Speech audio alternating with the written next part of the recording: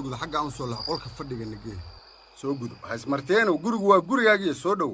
maasha allah adeer macaan war qolkan qol aad u qurux badan waaye adeer maasha allah raagow haddaba kaa shaahiina mar horaan naloo sii diyaariyey yaa walla islaantaydu waa raalliyo sidaas waad u og tahay soo maaha waa u jeedaa adeer warse maraaliyinimada shaaxa ka dareemaa adeer ahay bal horta shaaha aan cabno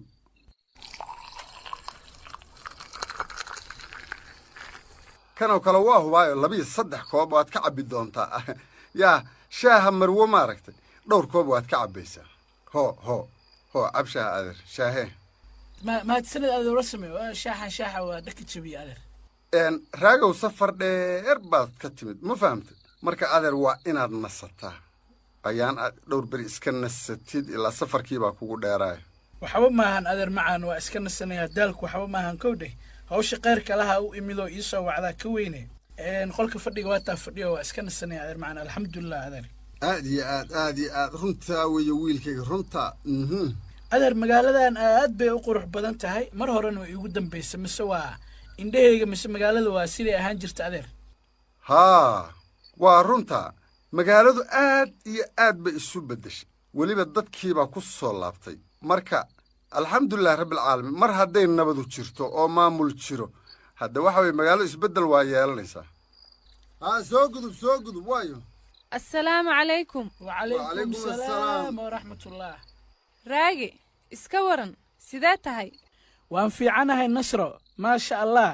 adiga sidee tahay waan fiicanahay alxamdulilah reeraha ka waran alxamdulilah waa la ladan yahay waa dhibaato ma jirta abbaayo macaan waa dhegdheg maasha allah waa khayr soo dhowow gurigaaga waa martiha iska dhigin waa dhowaha abbaayo macaan insha allah waa guri adiga iyo adeerkay ii joogaan iyo eeddi iyo tolkoo dhan gurigayga waa dhowaha abbaayo macaan shukran nasre iyo raage waxaad tihiin labadiinnu ubadkaygii waxaan rabaa marka bal inaad sheekaysataan oo iswaraysataan oo haddii alla idmahayo aad isu xoog waraysataan iyo isbarasho ma fahamte oo aad weliba ka wada hadashaan wax badan baa la rabaa inaad ka wada hadashaan oo maaragtay mustaqbalkiinna iyo dhanka aaytiinkiinna aha la rabaa inaad ka hadashaan marka sidaasaa ila quman wax badan ka sheekaysataan maxaa ka wadaa aabe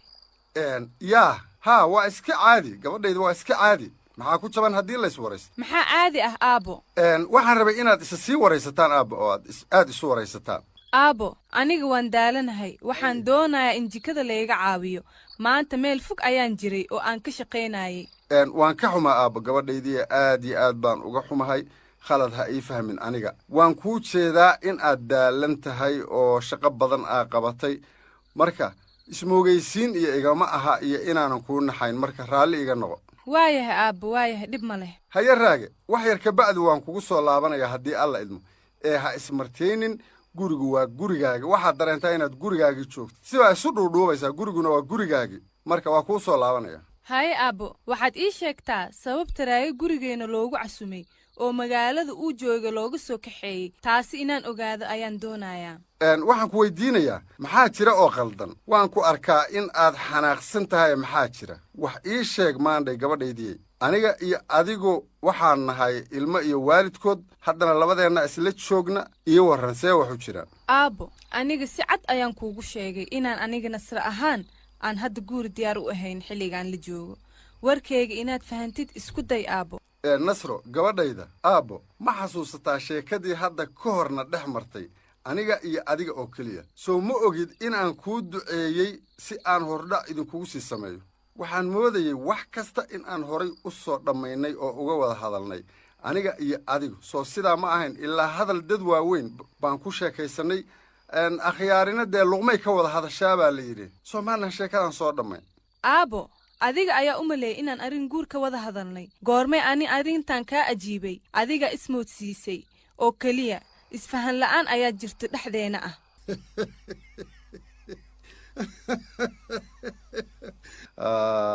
nasro aabba sheekadii hore aan u sheekaysannay ayaa waxaa ka jiray marka isfaham la'aan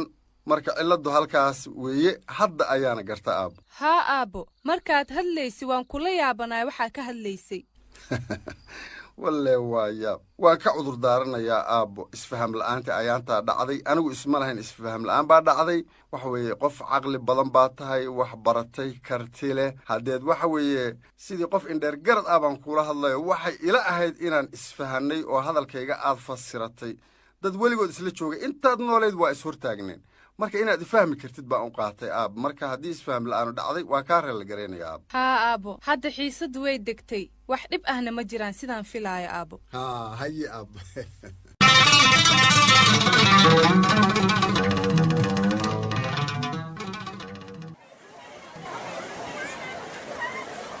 diiriyow saaxiib qoraxdu way kulushahay maanta eena keenaan biyo soo cabnay walaalow toos ayaan u soo cabbaynaa biyaha ee waxaad yeeshaa teendhada labaad aan dhammayno marka hore aniga soo uma jeedid dhiidka iga socdo kuleelka dartiis warniyahow kuleelka waxaa ka daran boorka nagu yaalla laakiin dhib ma lahan alwaaxdaas ii soo dhiib saaxib alwaaxdaas ii soo dhiib halkaanaan ku kabanaya ii soo dhiib aan adkeeyay halkan ii soo dhiib saaxib haye ee boor iyo siigo waa u bareernay saaxib hawsha aan ka qabanayno xeradan cusub ee barakacayaasha mid sahlan maaha niyow teeda kale meesha waa meel bannaan soo moogid siigadii bustana waa iska caadi kolley waan ka qubaysanaynaa hadhow shaqadeenaan dhammaysanaynaa galabta si tartiiba annagoo nidaamsan soo qubaysannay ayaan magaaladeena maraynaa saaxib warniyo aniga bunuun iyo maxay ahayd tooley meeshaan ciyaar uma imaanine waa iska caadi waxaas looma baxo loomana joojiyo meesha shaqo ayaan u nimid saaxib waa runtaa shaqo ayaan meeshaan u nimid saaxib baashaal looma imaan haddii aan baashaal rabnan gurigeenaan joogi lahayn marka waa inaan shaqaysannaa boor iyo bus iyo waxaas wax culaysa ma lahan waan shaqaysanaynaa saaxib halkaan shaqaan u nimid taas waan ogahay waa waxaan u soo kal lahay oo aan halkan u imid oo ah inaan shaqeeyo waxaa horey loo yidhi nin lagu seexdow ha seexan aahey aad iyo aad shaqadan wax badan bay fadhiga nooga fiicantaa saaxib aad bay nooga dhaantaa inta webiga biyihiisu ay hoos u degayaanna waa inaan nolosheenna maareennaa wax walba aan ku maarayn karno waa inaan samaynaa fadhi ma yaalaniyahow haddii aan fadhinno waxayna soo gelaya ma lahan marka waa inaan dhaqaaqnaa oo aan nafteenna maaraynaa si kastoo aan ku maarayn karno annagu waaba isku daalna war saadiqow maba hadlaysida maxaa ku helay saaxib warka keen shaqada marka lagu jiro haddaad sheekaysid daalka waa kaa ba'ayaaniyo waa runtaa saaxib diiriye laakiin aniga waxaa rabaa inaan qaybta laamiga ku soo dhammeeyo sheeko inay ila tagta ayaa diidayaa war diiriyo kadaa ninkaaniyow ninkaan saadaqa sheeke iyo shaqo shuqul iskuma lahan haddii aad dhahdid sheekey shaqada inuu joojiyo wuu sheeko bilaabaa marka ninkaan ha nagu taaban iska daa anaa ku aqaan ninkaan si fiican baan u aqaanaa shaqadiisaa iska wato annagana sheekadii shaqadaan isku wadaynaa ninka anaa ku aqaan sideenoo kale maaha wallaahi waa runtaa tahliilow dad sidaas ah way jiraan oo aan labada isku wadi karin waa qofba siduu u barto aniga shaqada waa ku sheekeeyaaniyo waaba iigu baxdaabo ani haddaanan sheekeynaynin shaqada maba ii soconayso diiriyow mayba ilaaliyahaye inteen oo ahaa laaban saaxib mayba fadee goosas kale aan shaqada inkuweeri doonaan intii aragaan hoolaan gowdi intiya wanaagsanta waa yahay aawey maxaa helay tahliilkii waa kaas naga fogaaday kollay waxbaa jira ee aan u tagno saaxiibkay tahliil si aan u ogaado wax jira tahliil maxaa ku helay oo hoos ugu foorartaa bal wax ii sheeg saaxiibow waa yaabanaha saaxiibow waan wereersanaha aniga aad baan u wereersanaha wallaahi madaxoo dhan baa i guurayay war baltan oo kale maxaa ku wareeriyey war maxaa jira wax kasta xal ayay leeyihiin ii sheeg aan kula xalliye ma cid kale oo aad wax u sheegi lahayd ayaa jirta niyahow gabadhii nasar ahayd waa la guursanaya baa laleeyahay dhowaan anigana waan qalbi jabsanaha arrintaas aad baan ugu murugaysanaha runta haddaan kuu sheega saaxiib waxaan sameeynay ma garanayo walaalow horta waa arrin xanuun badan laakiin nin rag ayaa tahay is adkee waxaan ilaa iyo hadda lama hubo ha rajo dhigin madaxaaga kor u qaad waxaa tahay waaye arag inaad sidan ka adag tahay ayaan kuu malayn jiray tahliilow saaxiibow arrintan kadis bay igu noqotay nasraha meel kaa aaday weligay kuma fikireen xataa niyaddeeda kuma soo dhicin sababto ah waxay ahayd wehelka keliya aan ku haysto halkan marka adiga laga reebo marka saaxiib ma aqaano wallah wax kadis ay igu noqotay nasre inaan weeye waxa waaye wax aad u kulul wey saaxiib niyow degdegu waa camal shaydaan waa inaad wax hubsataa waxaan lama hubo ilaa ay ka caddaanayaan waa inaan ka war sugnaa wax dhacayba ma jiraan ilaa hadda saaxiib murugta maxay tahay diiri ay tahliili saadaq see tihiin waa fiicannahay maama jawaahire qoysaskan halkan miyay degayaan jawaahire haa teendhadun sindhistaan iyo qoysaskun degaayan meelun iyo lahan wareejiyahay haa allah adeer suldaanna waa idinla socdaaye war dhalin yaro seetin halkin ku waran maba regin barbaarke diiriye tahliil isaadaq eedan ma hasantiin sida sharaftale ee nin la shaqaytan iyo sidii isin xil iniska saartan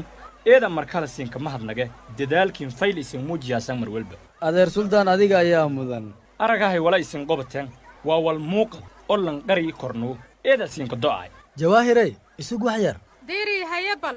may hayta bal may darnaay walaalay wax yar ayaan ku weydiinaya adigoo raalli ah haye bal iweydib diiri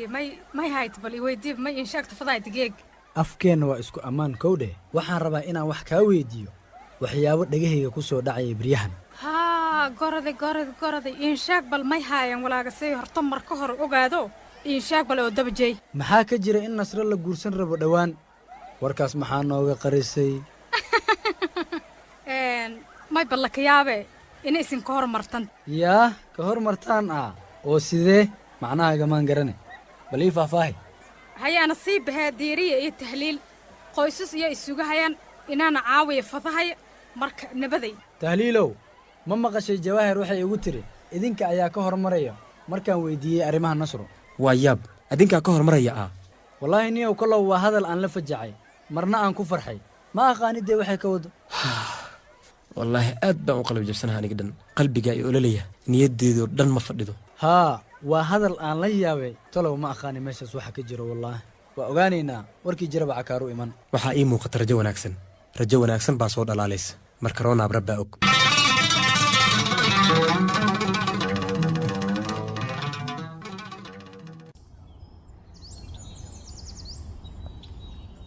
sheekh cilmi iyo sharmaake marka hore soo dhowaada waxaan bilaabi doonnaa waraysiga labada murashax ee u loolamaya hoggaaminta iskuulka deegaankeennan isku filan oo aad wada garanaysaan bulshaduna wada garanayso waa ninka la yidhaahdo maxamuud iyo gabadha bishaare ah waa yahay halkan ha soo fadhiisteen labadooduba miiskan dheer ee aan fadhino hortiisa bal soo dhowaada haa waa sax halkan ayay fadhiisanayaan maanta waa inaan dhammaynaa sheekadan waan eegi doonnaa bal sida ay wax noqdaan haddii alla idmo hadda ma qiimayn karno xaaladdu sida ay noqon doonto laakiin dib ayaan wax walba ka ogaan doonnaa haddii alla idmo ma degdegayno hase yeeshee khayr baan rajaynaynaa wax walba inay ku dhammaadaan ahey sax weeye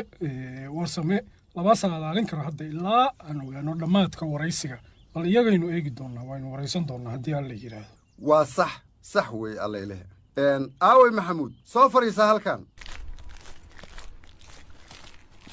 okey magacaaga igu bilow marka hore magacaygu waa maxamuud waan gartay maxamuud horey mooga soo shaqaysay iskool carruur ay dhigtaan haa waan ka soo shaqeeyey iskuul deegaankeenna ku yaalla waa halka aan anugu ka yimid waan gartay ma maarayn kartaa haddii iskoolkan maamule lagaaga dhigo waan maarayn karaa weliba si wanaagsan ayaanu maarayn karayaa weli iskool ma soo maamushay maya macallin ayaan aha anugu khibraddaada macallinnimo intee la eg tahay maxamuudow muddo dheer ayaan macallin aha anugu waana garanayaa sida iskuul loo maamulo ama loo hago weliba awooddeeda aan leeyahay khibraddeeda aan leeyahay waan garanay xaggaa fadhiiso maxamuudow waad mahadsan tahay adigaa mudan bishaaro halkan imow waayahay bishaaro maxaad qorshaynaysaa inaad hawshaada macallinnimo sii wadatid haddii lagu guursado ilaan dumar ayaa tahay waad og tahay sharma arkow aniga hamigayga waxbarashada ayaa had iyo goorba i hagaayo noloshayda gaarka ahna igama leexinayo mas-uuliyadda shaqana waan ka soo bixi karaa naftayna waan ku kalsoonahay waayahay haddii lagu guursado bishaaroy see u kala maaraynaysaa hawsha guriga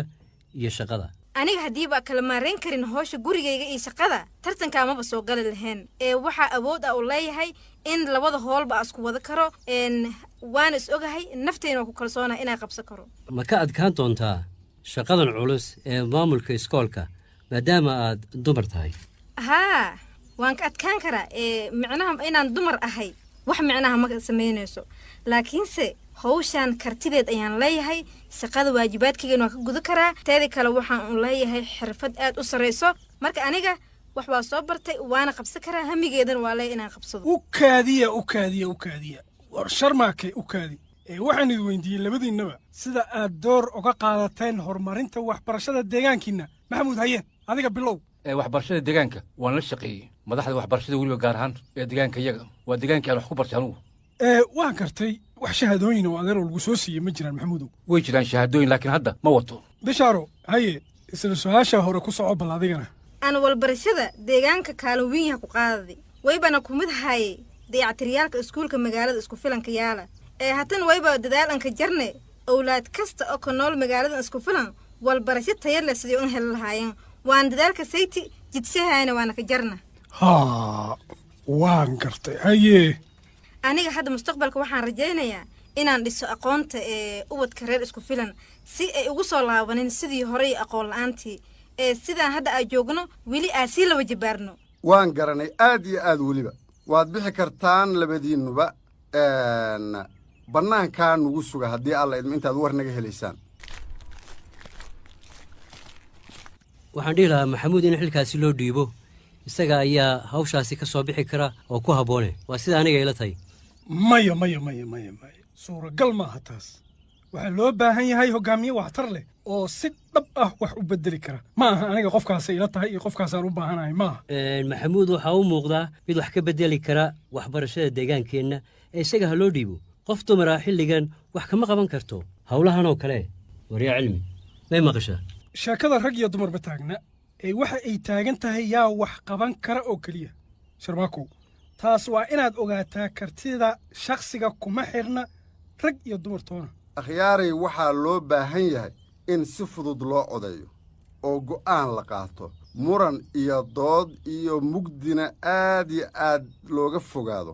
marka haddeerna muran maba geli karnaba ma garateen marka walaalayaal sidaas ayaa loo baahan yahay taas ayaana mustaqbalka iskuulka isku filan ayuu ku jira markaan leeyahay iskuulka isku filanna waa iskuulkii bulshada deegaanka oo dhan marka arrintaas waa arrin muhiima waa in laga fara buuxsado muran iyo qajajacna laga fogaado sidaas weeye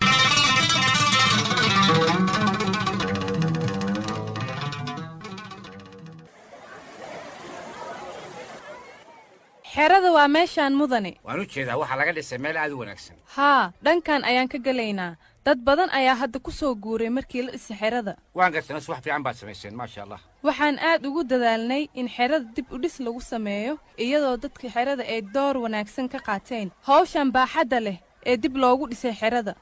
aad iyo aad waad dadaasheen wayna ii muuqataa ee waxqabadkiinna hufan waana mid aad loogu riyaaqo runtii hawl wanaagsan ayaad qabateen nas hawl aad wanaagsan baad qabateen waad kaga mahad celinayaa mahadsanid mudane waxaan aad ula dhacsanahay sida wanaagsan ee guryaha loo dhisay iyo weliba guud ahaan xerada waxaad mooddaa in horey loo sii ballaangareeyey oo loo sii habeeyey oo laga fiirsaday dhismaha xerada tani dadka xerada iyo kuwa deegaanka ayaa isku kaashaday dhismaha xerada run ahaantii wakhti aad u badan ayaa la geliyey dhismaha xerada aad u jeedo way ka muuqataa nasr in wakhti la geliyey dhismaha xerada waana waxa loogu farxo sida loo habeeyey guud ahaan dhismahan iyo deegaanka laga dhisay iyo meesha loo xulay guud ahaanba waa wax aad loogu farxo dadkuna way u baahnaayeen sida aan filhayo waana waxay ku farxi doonaan ama meel ay aad xataa carruurta ku ciyaarto meel bannaan ayaa loo sameeyey oo aad u wanaagsan waa wax fiican adeer suldaan sidee tahay waan fiicanahay nasro waxaa ila socda kormeere oo ka socda dawladda oo xerada eegaya ku mahadsanid nasro dadaalkaaga ku aadan dib u dhiska xeradan iyo sida aad had iyo goorba uga warhaysid runtii juhud iyo dadaal badan ayaad gelisay sidii dib loogu dhisi lahaa xeradan waa waajib adeer suldaan waxaas waa iska caadi dadkayga ayaana u shaqeeyey ma ahan inaad iga mahad celiso nasro waa qasab qofka wax qabta in la dhaho mahadsanid maamadaas waxaa la yidhaahdaa jawaahir waa garta waxay xarun caafimaad u samaysay dadka xerada si ay u daboosho baahiyada caafimaadka ee dadka xerada degan waa garta aad baan u garta nasro mudane caqabado badan ayaa jira sida baahida loo qabo sahay caafimaad oo dheeraad ah iyo in si joogto ah loo helo biyo nadiif ah waa hadal wanaagsan waan fahmay nasro waxaa kaloo loo baahan yahay cunno inay helaan in loo sameeyo tababaro xirfadeed oo lagu caawiyo si ay iyaga u shaqaystaan qaab madax bannaan oo ay iskugu filnaadaan waan gartay howlaha caafimaadka miyay garanaysaa jawaahir haa mudane shaqadeeda ayaa ah howlaha caafimaadka tan kale waxay ka soo jeedaa dadka barakacayaasha ah waa fahmay nasr waa fahmay aad ayaad u dadaasheen waa wax fiican waxa aad qabateen run ahaantii oon la dafari karin lana iloobi karin weli fari kama qodna waana sii wadi doonnaa dadaalkeenna aan wax ugu qabanayno xerada barakacayaasha inta karaankeenna ah mudane waan gartay sida wanaagsan ee aad iigu sharaxday xerada waxaad mooddaaba inaan aas-aaskeedii la socday ama joogay run ahaantii waad mahadsan tahay nasro dadaalka iyo shaqada baaxadda leh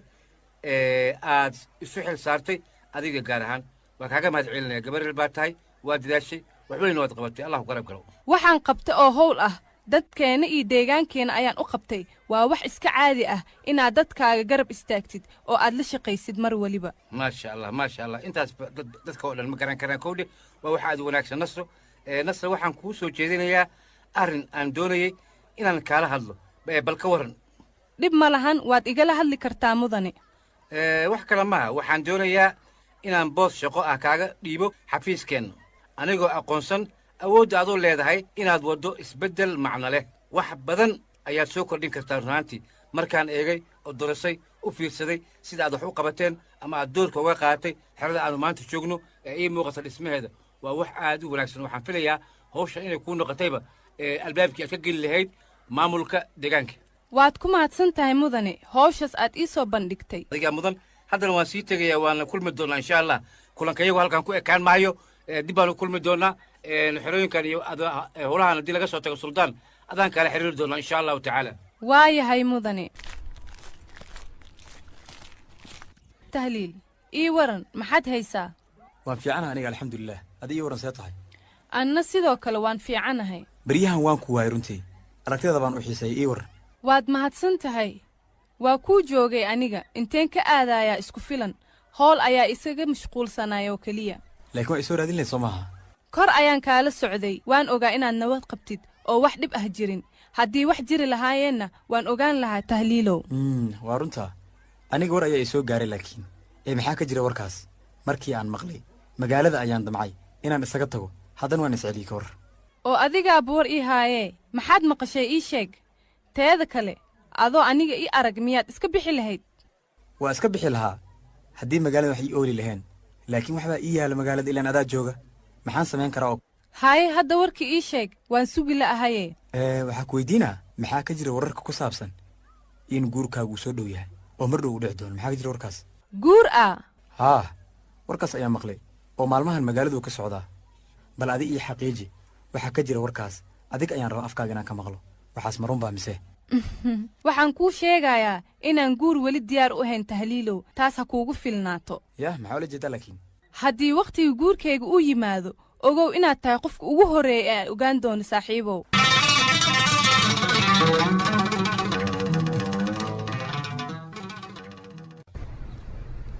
meeshaanniyo wareer baa ka tahay intaanniyo inaan saragno markii hal aamuso war hal aamuso bilaahi calaykum bismillaahi raxmaan raxiim halla aamuso aan ismaqallo hadal kama dheera halla aamuso akhyaaray meesha dan baan u nimid dad waaweyn baa nahay halla ismaqlo ahey waa runtiis warsame in la ismaqlo aad ayay u wanaagsan tahay ee aan isdhegaysanno walaalayaal akhyaaray marka hore waa salaamantiin marka xiga waxaan doonayaa inaan halkan ka caddeeyo uguna hambalyayno bishaaro oo loo doortay maamulaha iskuulkeenna isku filan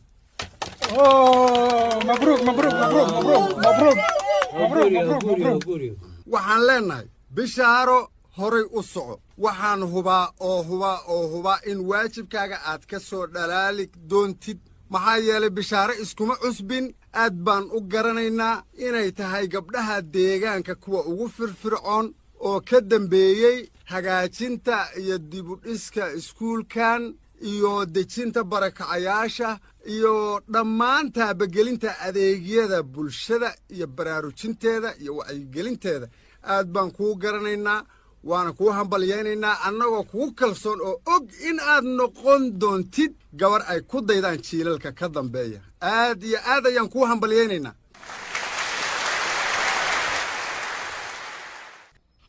waad ku mahadsan tihiin dhammaantiina maadaama la ii doortay maamulaha iskuulka anigana waxaan idin ballanqaadayaa inaan si daacadnimo leh xilkayga aan ugu soo bixi doono una gudin doono waajibaadka la ii saaray ee maamulnimo iskuulka isku filan